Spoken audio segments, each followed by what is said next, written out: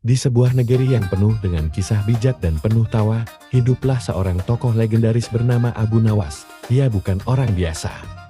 Bukan pula seorang bangsawan kaya raya, tetapi ia terkenal karena kecerdikan, kelucuannya, sekaligus kebijaksanaan yang sering membuat orang terheran-heran. Malam ini, mari kita dengarkan satu kisah menarik tentang Abu Nawas. Sebuah cerita yang penuh kejutan, menggelitik hati, sekaligus menyimpan pesan moral yang dalam. Raja yang suka menguji.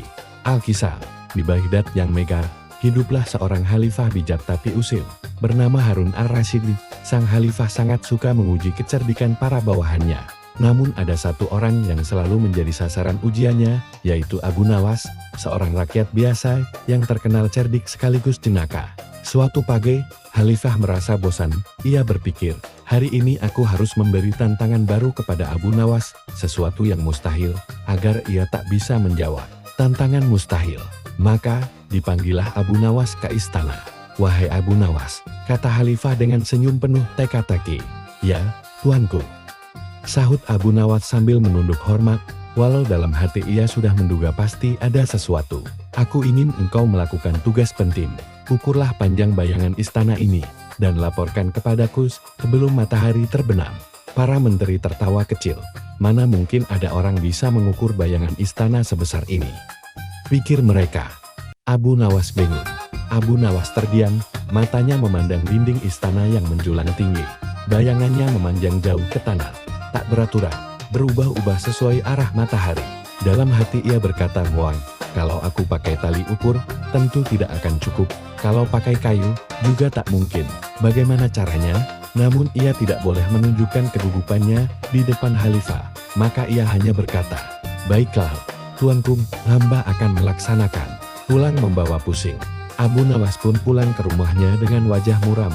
Istrinya melihatnya gelisah. "Wahai Abu, mengapa wajahmu seperti orang baru saja ditipu?" Abu menjawab, "Bukan ditipu, tapi ditantang mustahil. Raja menyuruhku mengukur bayangan istana, mana mungkin aku bisa." Istrinya hanya tersenyum. "Bukankah engkau selalu punya akal? Cobalah renungkan, pasti ada jalan." Inspirasi dari bayangan tiang. Keesokan harinya, Abu Nawas berjalan ke lapangan. Ia melihat anak-anak bermain sambil menancapkan tongkat ke tanah. Bayangan tongkat itu tampak jelas di tanah, lebih panjang dari tongkatnya. Tiba-tiba, otak cerdiknya berputar. Kalau tongkat kecil bisa diukur bayangannya, maka istana pun bisa, asalkan aku pakai perbandingan.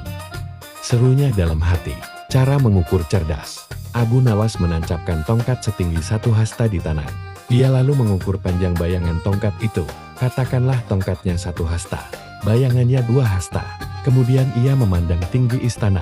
Ia tahu tingginya kira-kira 100 hasta. Kalau tongkat 1 hasta punya bayangan 2 hasta, maka istana 100 hasta punya bayangan 200 hasta. Itu jawabannya. Pikir Abu Nawas sambil tersenyum puas. Laporan ke istana. Sore harinya, Abu Nawas kembali menghadap khalifah. "Wahai Abu Nawas," kata khalifah, "apakah engkau sudah berhasil mengukur bayangan istana?" "Sudah, tuanku," jawab Abu Nawas dengan tenang. "Bagaimana hasilnya?" tanya khalifah penasaran. Jawaban mengejutkan. Abu Nawas menjawab lantang, "Bayangan istana tuanku panjangnya 200 hasta." Semua orang di ruangan terdiam. Para menteri berbisik, "Bagaimana mungkin ia bisa tahu?" Khalifah memandang tajam.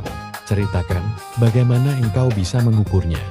Rahasia Abu Nawas. Dengan tersenyum cerdik, Abu Nawas berkata, "Tuanku, hamba hanya menancapkan tongkat kecil di tanah.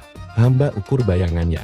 Lalu hamba bandingkan dengan tinggi istana, sehingga hamba tahu panjang bayangan istana tanpa perlu mengukurnya langsung." Khalifah terbahak, "Luar biasa. Lagi-lagi engkau mengalahkanku dengan akal sehatmu." Hikmah dari bayangan.